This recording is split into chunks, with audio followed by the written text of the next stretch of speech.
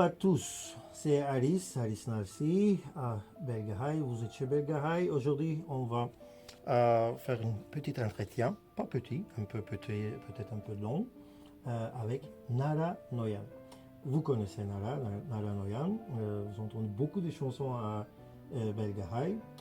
Alors aujourd'hui, on est ravi de présenter Nara. On va parler un peu avec son nouveau album. 5 Yev Mikichal Hayren. Bien sûr, on va un peu arménien, un peu français. Ուրեմն բարի եկաք Belgahai Radio-ն լսում եք Արիսն Ալջն։ Արիսի հետ միասին այսօր ստուդիոյում ունենք մեր հյուրը Նարա Նոյան։ Դուք արդեն շատ լավ գիտեք ինքը, շատ գսրեք իրեն երկերը, մենք գտեսնանք արդեն ստատիստիկայում, որ կան իրեն երկերը ավելի շատ եք լսում Belgahai-ի վրա։ Ուրեմն իրեն նոր ալբոմին մասին պիտի խոսենք եւ հարգավ միայն նոր ալբոմը չէ, Նարա Նոյանի հետ միասին պիտի խոսենք իրեն երաժշտության մասին։ Bienvenue. Parlez. Alors, le dernier album qu'on a entendu à Belgahai, Le son du sensuel, non? Elle est là. Alors, est-ce que vous pouvez un peu expliquer les procès qui en vient dans cet album? Comment vous avez commencé? Ça, c'était pas les premiers albums, c'est 13, non? On a maintenant. Alors, alors, est-ce que vous pouvez un peu raconter l'histoire derrière cet album? L'histoire de chaque album, c'est je raconte la vie, toujours. Je suis pas une artiste qui reste dans une bulle, enfermée, qui ne voit pas la vie passer. Donc je ne m'invente pas la vie, je vis la vie. Et donc je suis très observatrice. J'aime bien être,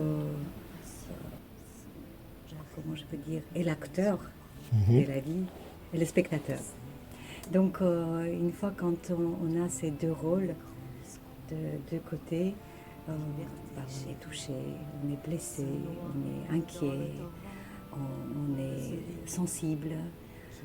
Et je pense que tout ce qu'on peut créer sur cette terre est basé sur la vie quotidienne.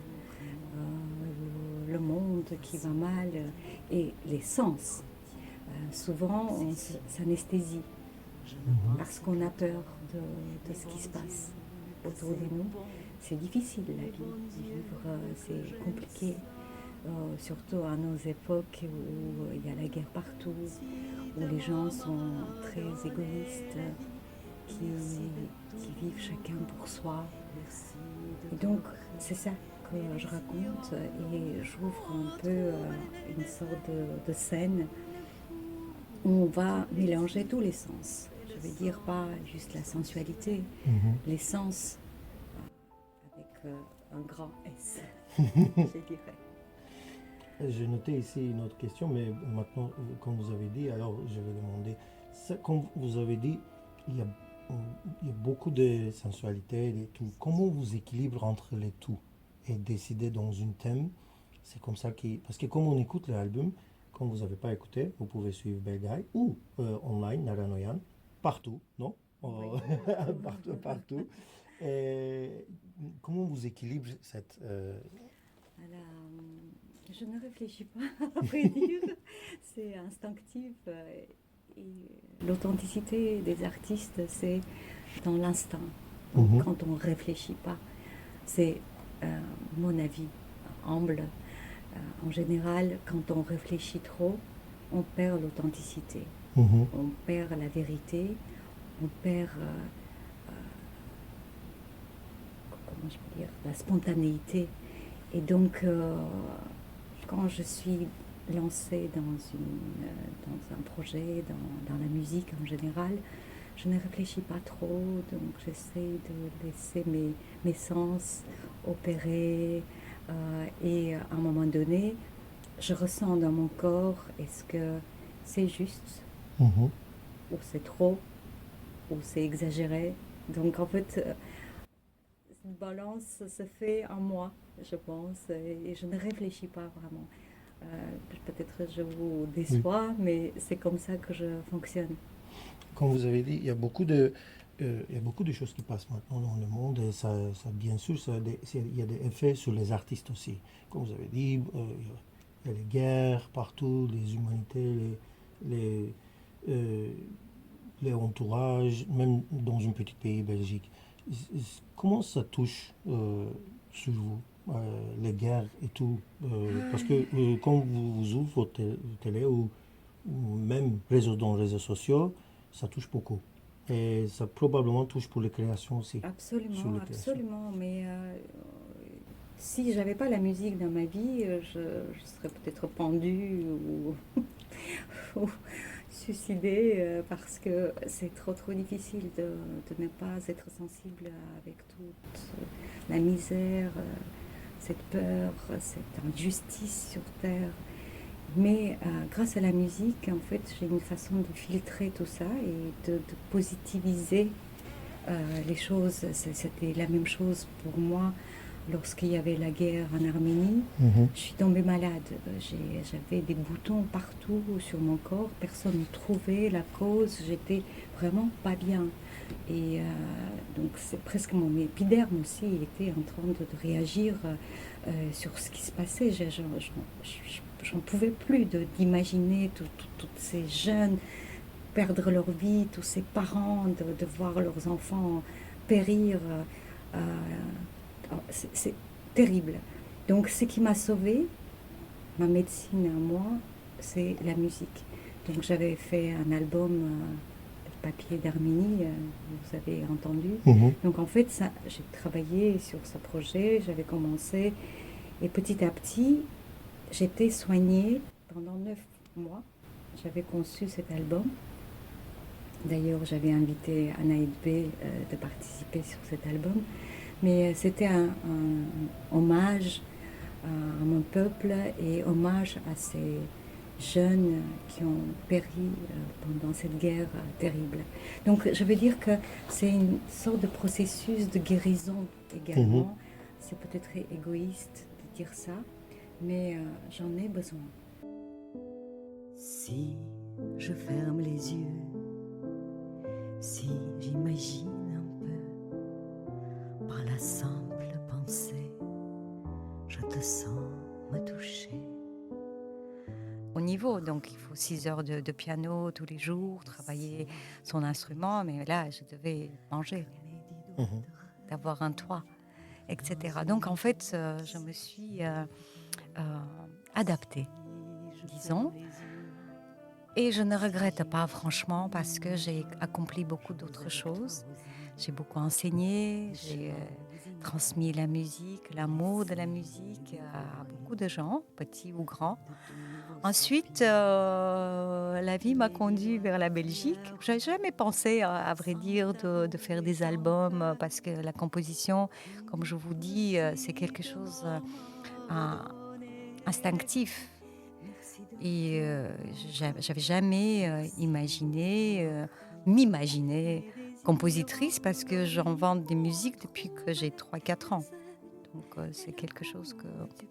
Et puis je reçois la musique, donc je pensais que c'était normal que Mhm. tout le monde a ça, surtout que je vous dis, dans toute ma famille, tout le monde a ça, a ce don-là.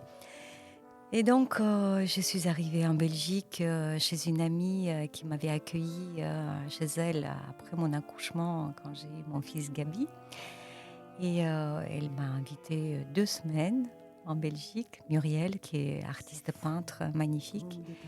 Et j'ai eu un coup de foudre pour la Belgique. Je n'étais pas très heureuse à Paris. Donc je me suis dit pourquoi pas de déposer mes valises, ici en Belgique. Et c'était la même chose ici. Donc j'ai créé un ASBL qui s'appelait Le Monde de la Découverte, où je recevais des jeunes enfants, des écoles, des enfants défavorisés, je vais y arriver, de découvrir l'art, la musique, la peinture, le théâtre. Donc, j'ai fait ça pendant quelques années. Et puis, justement, c'est Muriel et puis son compagnon, Jérôme, et puis d'autres gens qui m'avaient dit, mais pourquoi est-ce qu'un jour, tu ne ferais pas un album? Elles sont, elles sont jolies, tes musiques. Je dis, mais enfin, c'est rien, c'est rien. Et donc, ils m'ont un peu poussée pour envisager éventuellement de faire un album. Et donc, c'est comme ça que j'avais osé, Alors, vous disons, avez fait votre premier album en en Belgique. Belgique. En Belgique. Et je dois beaucoup à la Belgique cela parce que je n'aurais jamais pu m'imaginer de se dire ouais, je suis compositrice parce que la musique, c'est tellement instinctif pour moi. Donc, je ne sais pas, je dors, je reçois une musique, donc je me réveille, j'enregistre sur mon dictaphone comme un somnambule. Je fais ma mission, je veux dire. Et mon rôle, vraiment, c'est de transmettre. Donc, je reçois, je transmets. C'est la seule chose que je fais. Donc, je n'ai pas d'autre mérite que ça. Effectivement, j'ai étudié pour cela. Ça me permet de faire ça correctement. Mais c'est très naturel, je veux dire, c'est très organique. Alors, je peux demander, parce que c'est naturellement, ça c'est quelque chose de différent qui, on peut dire, naturellement recevoir et transmettre. Comment on peut envisager, qu'est-ce que les écouteurs, les auditeurs, ils peuvent recevoir c'est dans votre musique. Par exemple, les derniers albums, on peut parler, l'essentiel, parce que qu'est-ce qu'il peut garder? Parce que c'est vous qui créez, mais chaque personne, ils sont une autre chose. Absolument. Probablement. Comme je vous dis que je ne vais pas intellectualiser tout ce que je fais en réfléchissant vraiment, donc je me laisse aller. Donc je suis dans la vie. Vous voyez bien les pieds ancrés sur la terre et la tête dans les étoiles. Cela veut dire quoi? Cela veut dire que vu que je raconte la vie, vu que je raconte les émotions, je raconte la guerre, par exemple. Avant que tout s'enlise, c'est un texte très très fort, un parolier que j'aime beaucoup, Jean-Michel Bartnicki, un parolier français qui a mis des paroles terribles sur notre époque. Donc je veux dire que tout le monde va se retrouver comme les chansons d'Aznavour. Aznavour racontait sa vie, mais il racontait nos vies. Pourquoi est-ce que Brel nous touche ou Barbara nous touche ou en général les artistes comme Gainsbourg aussi, qui nous touchent parce qu'ils racontent la vie. Ils ne vont pas raconter des choses très compliquées où il faudrait étudier pour comprendre. Je veux dire que c'est ça qui est magique au niveau la communication de l'âme à l'âme. Si on ne reste pas ici, là, sur Terre, effectivement, il faut des gens un peu, je peux dire, un peu particuliers peut-être, qui vont pouvoir comprendre. D'ailleurs, même pour la musique classique, il y a beaucoup de gens qui disent oui, c'est un public averti. Pas du tout. Pas du tout. Parce que la musique classique, ce qu'on connaît, est surtout basée sur la musique du peuple. Donc, comme Komitas. Qu'est-ce qu'il a fait, Komitas? Notre patrimoine, c'est la musique du peuple. Donc, il a monté le niveau à la musique classique. Mais dire qu'on ne peut pas comprendre si on n'a pas fait des études, si on n'est pas raffiné la musique classique, c'est faux. Parce que c'est le peuple qui nous nourrit, qui nous donne des idées.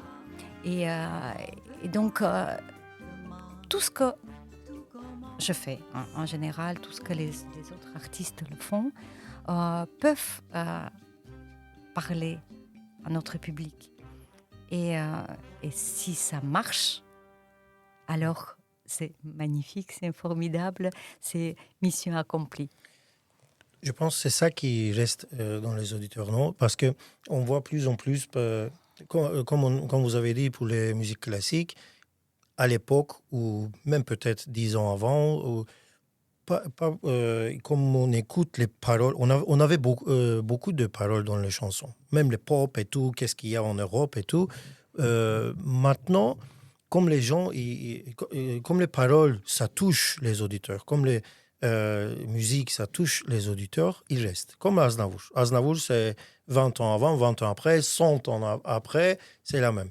Et vous aussi, vous faites la même chose. C'est pour ça que votre album, et chaque chanson, ça va rester pour les auditeurs longtemps. C'est pas quelque chose qu'on consomme dans le top 10 de Spotify ou je sais pas.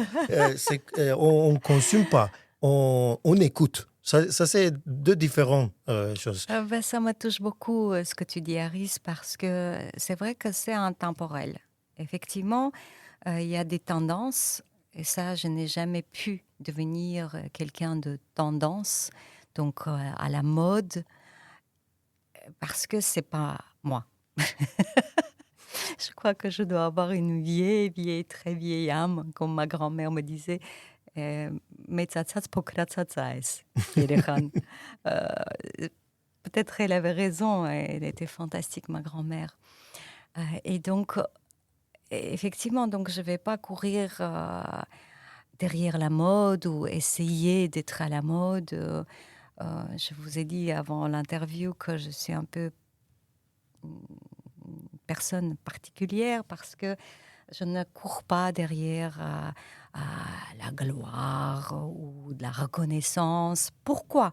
Parce que je fais ma mission. Ma mission ici, comme je vous dis, je reçois, je transmets. Oui. Et si dans ce processus-là, les gens peuvent se retrouver, Oui. se sentir bien. Par exemple, hier encore, il y avait une de mes collègues, comme tu le sais, Aris, je suis également interprète, traductrice. Oui. Donc, moi, je sais, mais peut-être les auditeurs, ils ne savent pas. Vous êtes voilà, c'est pour ça. Voilà, je travaille aussi beaucoup pour ce qui est le processus d'asile. Et donc, je me mets aussi je mets en fait en disposition des gens qui ont besoin d'aide. Donc, j'aime beaucoup ça et ça me nourrit également en tant qu'artiste. Donc, elle m'avait dit, écoute, j'ai écouté ta musique et j'ai fait l'amour avec la musique. Et c'était extraordinaire. J'ai dit, tiens, effectivement, on pensait à l'époque à Barry White, qui était très sensuel, et que c'est vrai que on pouvait se retrouver dans l'intimité, etc. Je reçois d'autres messages, comme quoi ma musique a aidé beaucoup de gens pour remonter la pente suite à un décès ou pendant leurs études, etc. Donc, effectivement, tous ces témoignages font que, quelque part, oui, il y avait une autre personne qui m'avait dit, oui, la sécurité sociale doit vous payer parce que ça nous fait du bien à votre musique, parce que ça calme, ça apaise, etc. Donc, je veux dire que chacun se retrouve quelque part dans ma musique. Même si on ne comprend pas les paroles, à l'époque, quand j'étais gamine, j'écoutais Barry White, il me faisait juste vibrer par sa voix, par grosse voix, etc. Et je dis waouh.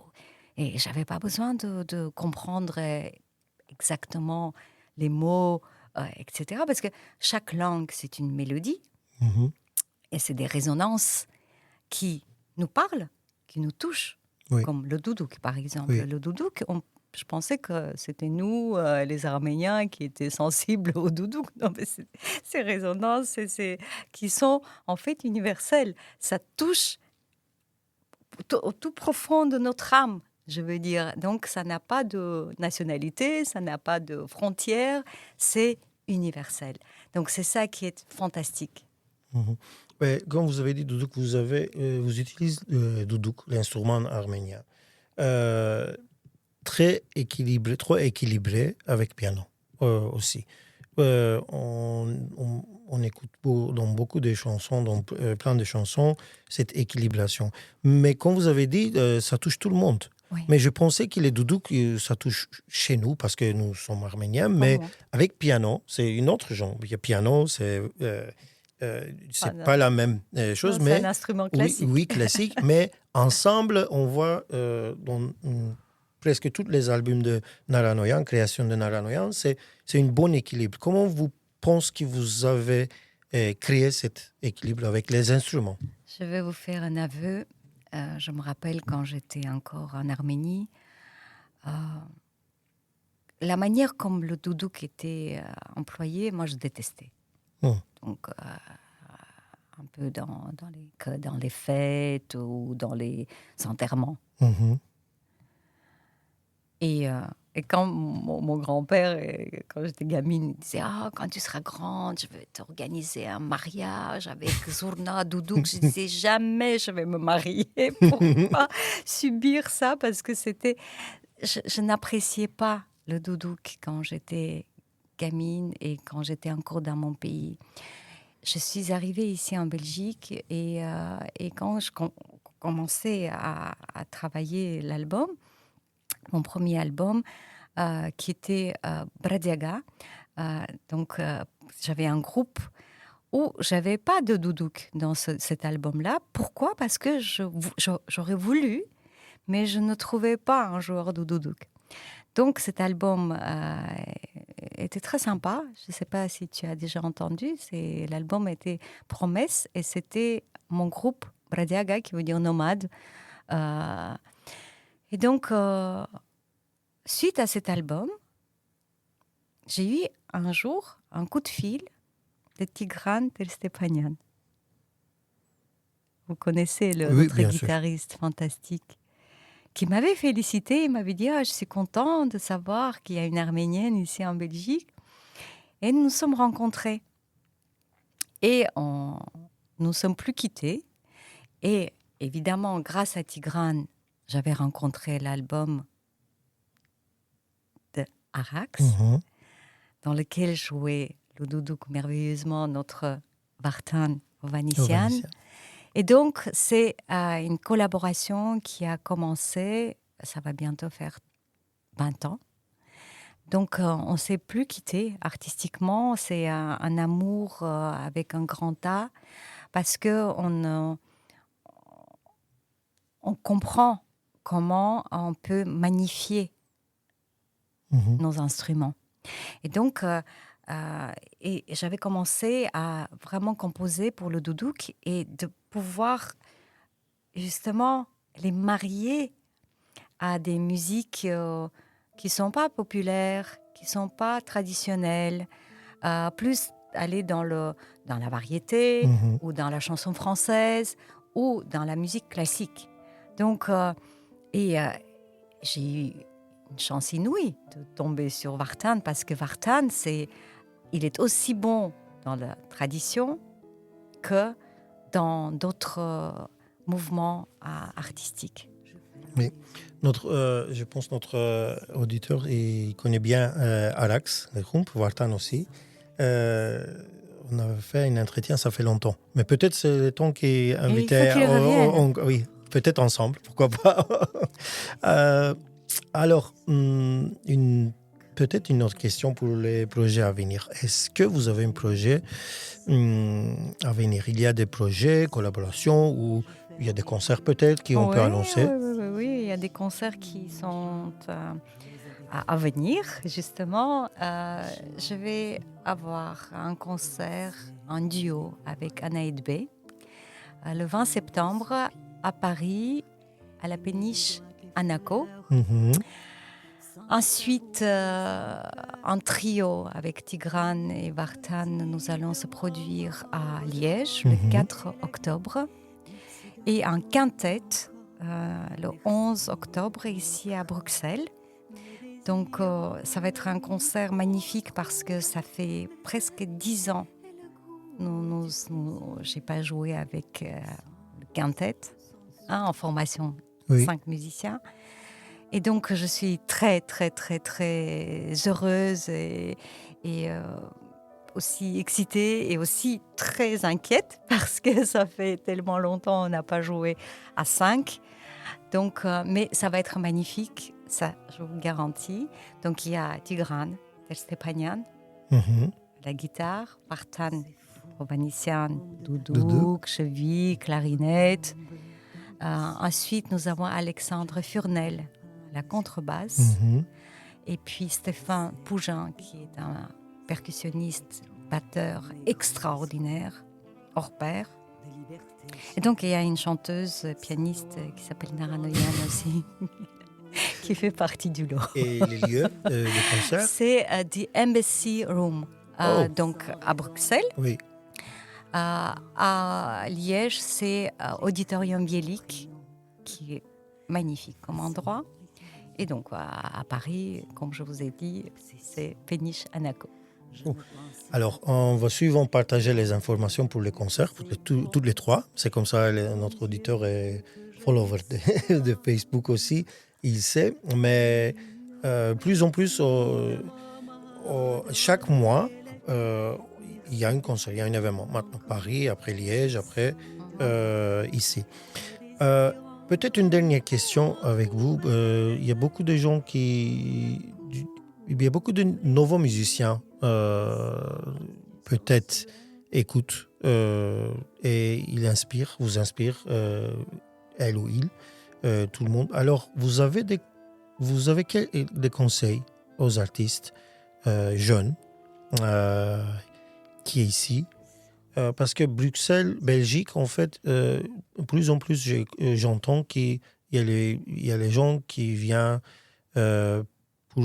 comme étudiants pour l'enseignement des musiques ici, mais peut-être ça manque un peu de conseils, je ne sais pas. Vous savez, la seule chose que je pourrais dire, je vais répéter un petit peu les paroles qu'Aznavour m'a transmises, les conseils. Il m'avait dit, ne vous pervertissez pas, restez l'artiste authentique que vous êtes. Donc, quand on se pervertit, ça veut dire qu'on essaie de faire, pas ce qui est en nous. Essayer de faire comme les autres, c'est là où on se perd. Je veux dire que nous sommes tous uniques. Vous voyez? Donc, d'essayer absolument faire comme l'autre parce que ça marche pour lui, et un autre que maintenant il fait, je sais pas, des millions d'écoutes sur Spotify, etc. C'est là qu'on se perd. Je veux dire que la seule chose que je pourrais conseiller en tant que femme, en tant qu'artiste, en tant qu'artisan de l'art, c'est de ne pas se perdre, de s'écouter et d'avoir un raisonnement en soi.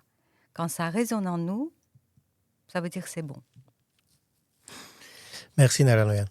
Merci à toi, Aris.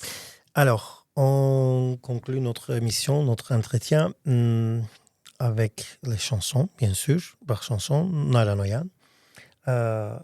Et merci à vous. Écoutez, merci Nara Noyan. Merci à vous. Merci à tous.